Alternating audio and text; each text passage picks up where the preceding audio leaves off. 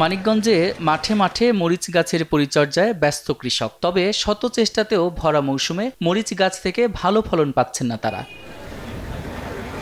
ফুল ঝরে যাওয়া সহ গাছ কুঁচকে যাচ্ছে, মাঝে মাঝে লাল হয়ে যাচ্ছে মরিচ গাছ। এ অবস্থায় সার এবং কীটনাশক দিয়েও কোনো লাভ হচ্ছে না বলে জানান কৃষকরা। খরার ভিতরে পানি মনে করেন দিলে বাদে অর্ধেক মরিচ গাছ মরে যায় তাপমাত্রার কারণে। হলুদ হয়ে মরে যাইতেছে, গাছ থুবড়া ধরতেছে, গাছের গোড়া জ্বর শুকায় মরে যাইতেছে। মরিচ ধরতেছে না, ফুল টুল জেরে পড়তেছে। আবাদে তেমন ফসলে আয় নাই। এই সময় অনেক মানুষ অনেক টাকার মরিচ বেছে, কিন্তু মরিচ এখন ধরতেছে না। এদিকে ভরা মৌসুমে জেলার সবচেয়ে বড় মরিচের আড়ত বরঙ্গাইলেও বেচা কেনা বন্ধ।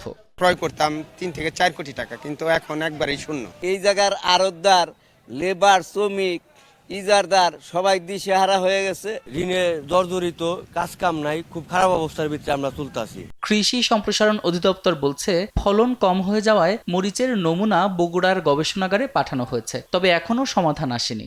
বিদেশে যে রপ্তানি হতো রপ্তানির মাত্রাটাও কমে এসেছে। আমরা গত বছর আমাদের যে মশলা গবেষণা কেন্দ্র বগুড়া, সেখানকার বিজ্ঞানীদের সাথে এ বিষয়ে আমরা আলাপ করেছি।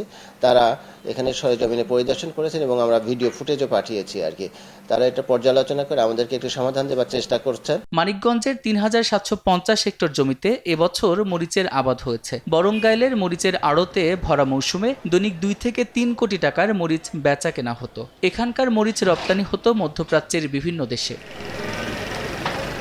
সময় সংবাদ, মানিকগঞ্জ।